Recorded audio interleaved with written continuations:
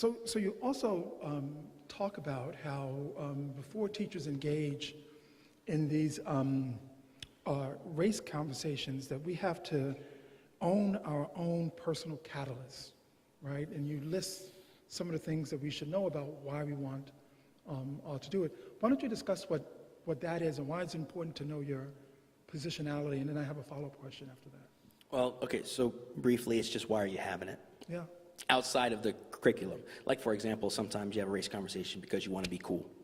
You have a race conversation because there's an elephant in the room. You have a race conversation because, you want the kids to like you. You have a race conversation because you're feeling guilty. You found out about a new privilege and you want to, unpack that with the kids, et cetera, et cetera. Mm-hmm. And so I just think it's important for us to engage why we're doing something on a personal level. Because, something I always say is we're blessed as teachers because there's a lot of jobs, right, where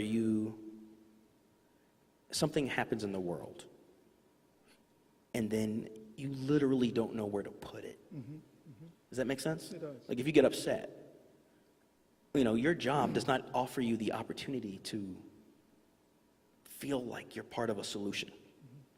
You're just kind of going back to your cubicle, you're going back to your job, you're going back to this thing, and it's good, and you're supporting your family and stuff like that. But teachers are fortunate because we never have to feel completely useless. You know what I mean? Like if we hear about something, we have a sphere of influence. We know that there's 30-something kids that we can thoughtfully engage on this topic, and that's a blessing. Like it really is. And sometimes we lose sight of that privilege that we have in our lives that a lot of people don't have in their lives. And the problem is sometimes that's not kid-centered. That's about us. Like you know what I mean? Like we're upset, so we're like, "Did you know what happened?" And that's not a good enough impetus to have conversation with the kids. And so you need to be aware of why you're having it because it might be all about you, not about the kids.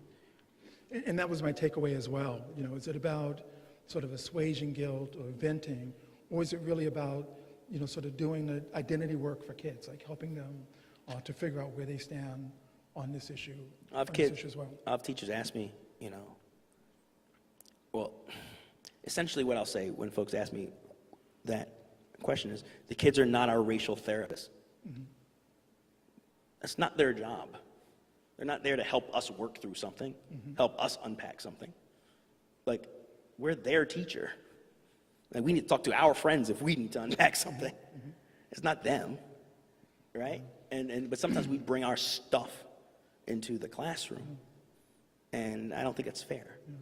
And also, as a researcher, there is sort of evidence that kids who have higher racialized identity are also stronger students as well. So it gets, again, back to the point that you're making, which is, building relationships and doing identity work is not something else. It's actually part of pedagogy as well, and what teachers ought to be doing.